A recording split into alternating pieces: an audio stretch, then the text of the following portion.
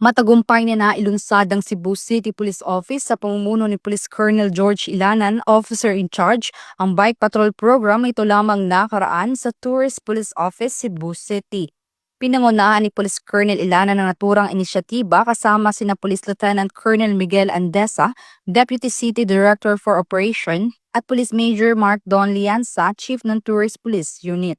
Layunin ng programa na palakasin ang police visibility sa mga paunahing destinasyon at lugar na dinarayo ng mga turista sa lungsod.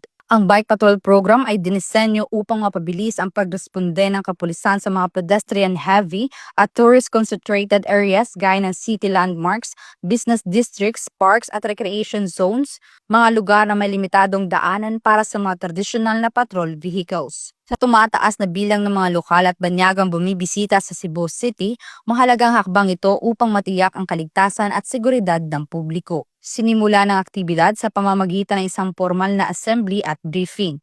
Dito tinalakay ang operational guidelines, ruta kung saan magpapatrol, response protocols at safety measures na dapat sundin ng mga kalahok na pulis. Binigyan diin sa briefing ang kahalagahan ng professionalism, courtesy at situational awareness sa pagtugon sa mga pangangailangan ng mga turista at residente. Kasunod dito ay sinagawa ang isang ceremonial inspection upang tiyaking nasa maayos na kondisyon ng mga bisikleta at mga kagamitang kailangan sa operasyon tulad ng protective gear, communication equipment at first aid kits.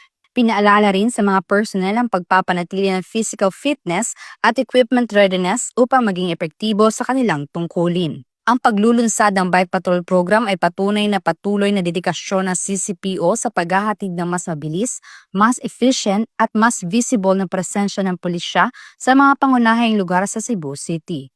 Sa pamamagitan nito, inaasahang mas mapapalakas ang tiwala ng publiko at mapabubuti ang seguridad ng mga residente at turista.